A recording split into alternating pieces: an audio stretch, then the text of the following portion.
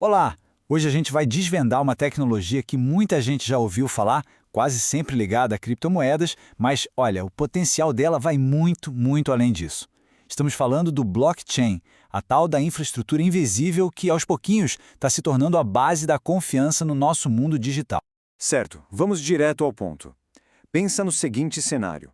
Um grupo de computadores que não se conhecem e, o principal, não confiam uns nos outros. Como é que eles conseguem chegar a um acordo sobre uma informação, sei lá, quem é o dono do quê, sem ter uma autoridade central, tipo um banco ou um cartório, para bater o martelo e validar tudo? Esse é o grande quebra-cabeça que o blockchain se propõe a resolver. Pois é, coordenar todos esses computadores independentes, ou nós, como eles são chamados, é exatamente como tentar pastorear gatos. É uma tarefa que parece caótica, quase impossível. Fazer com que todos eles andem na mesma direção e concordem com a mesmíssima versão da história parece loucura. E é bem aqui que a genialidade dessa tecnologia começa a aparecer. Na essência, o blockchain é um tipo de tecnologia de registro distribuído, a famosa DLT. A melhor forma de pensar nisso é como um livro-razão, sabe? Um grande caderno de contabilidade, só que digital. A grande virada de chave está aqui. Em vez de uma única pessoa ou empresa ter o controle desse livro, uma cópia idêntica é distribuída e mantida por todos os participantes da rede. E o mais curioso é que a gente não precisa ver o blockchain para que ele funcione, do mesmo jeito que não precisamos entender como um celular transforma ondas de rádio em voz para fazer uma ligação. Ele funciona como essa camada de software invisível, sabe? Uma fundação que simplesmente garante que a informação registrada ali é íntegra, que ninguém mexeu nela, é a base da confiança para tudo que vem depois. Ok, mas como é que essa garantia de integridade funciona na prática? Agora a gente vai mergulhar um pouco na mecânica por trás da famosa imutabilidade do blockchain.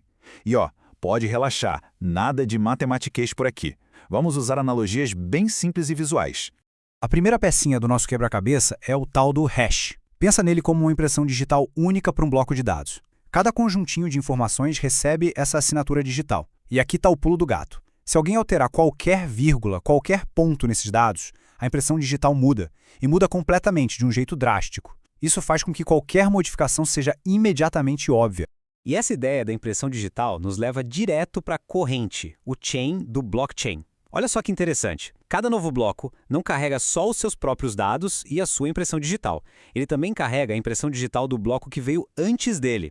Isso cria uma corrente criptográfica, uma ligação super segura. Tentar alterar um bloco lá no passado, isso é mudar a impressão digital dele, o que quebraria a conexão com todos os blocos seguintes. É um verdadeiro efeito dominó.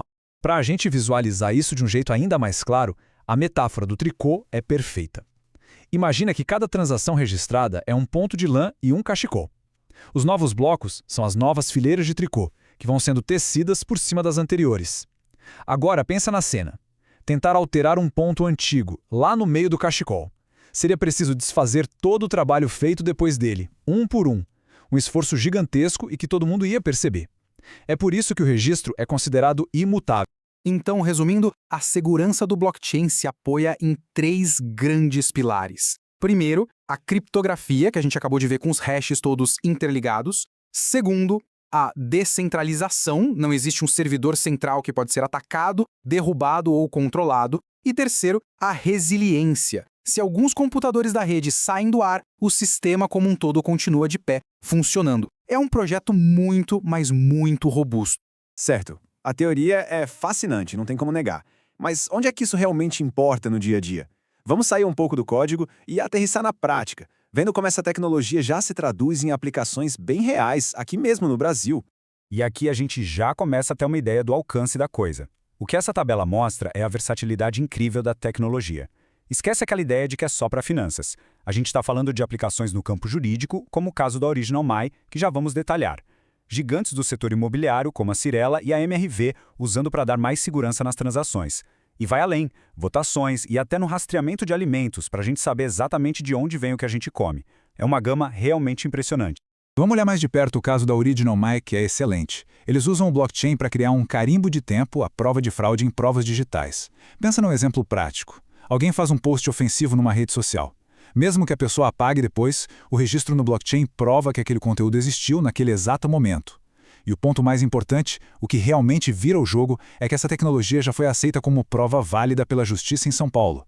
Isso tira a ideia do campo da teoria e joga ela no mundo real, com consequências práticas. Agora vamos para o mercado imobiliário.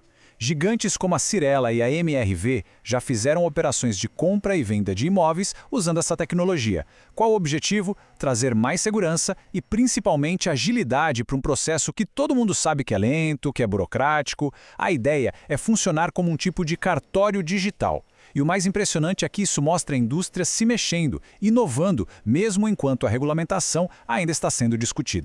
Mas é claro, nem tudo são flores. Como toda tecnologia nova e tão poderosa, o caminho não é uma linha reta, sem obstáculos. Chegou a hora de um choque de realidade, de olharmos para os desafios bem complexos que o blockchain enfrenta quando sai do papel e vai para o mundo real. É fundamental entender isso aqui. Blockchain não é uma varinha de condão que resolve tudo. A implementação no mundo real esbarra em questões muito sérias, principalmente em 2 pontos: privacidade de dados e a dificuldade de criar leis que consigam acompanhar a velocidade da inovação. E aqui a gente encontra um dos maiores dilemas da área, esse conflito entre privacidade e transparência. Em blockchains públicos, como o do Bitcoin, tudo é transparente. Qualquer um pode ver o registro inteiro. Isso é ótimo para a auditoria, mas é péssimo para uma empresa que não quer expor seus segredos comerciais. É justamente por isso que surgiram os blockchains privados, com acesso controlado, que são ideais para o mundo corporativo. A escolha entre um e outro é uma decisão estratégica enorme. E essa frase resume o desafio regulatório de forma perfeita. A lei ainda está correndo atrás da tecnologia. O desafio para as autoridades no mundo todo é encontrar o equilíbrio certo. Como é que se protege o público e os investidores de fraudes sem criar tantas barreiras que acabem sufocando a inovação? É uma caminhada na corda bamba, muito delicada.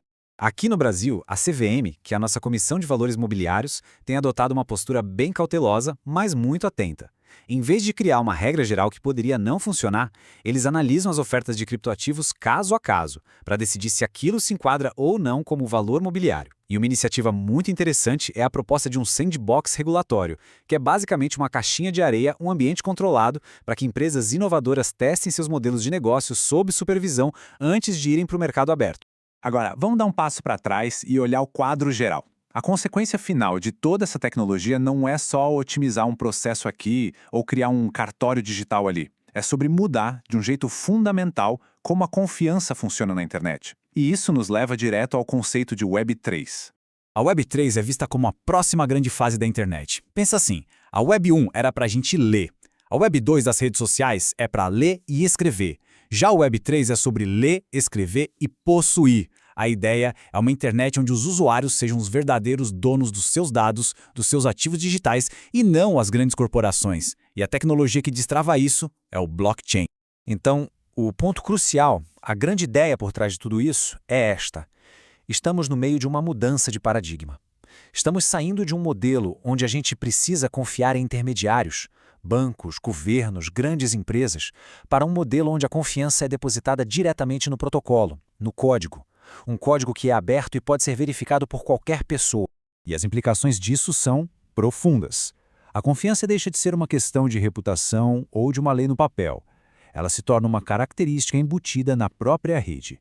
É uma confiança que se torna automatizada, verificável e que faz parte da infraestrutura digital como se fosse o alicerce de um prédio. Isso tudo nos deixa com uma pergunta fundamental para refletir. A tecnologia está nos oferecendo um novo modelo de confiança baseado em matemática e código transparente em vez de instituições e pessoas?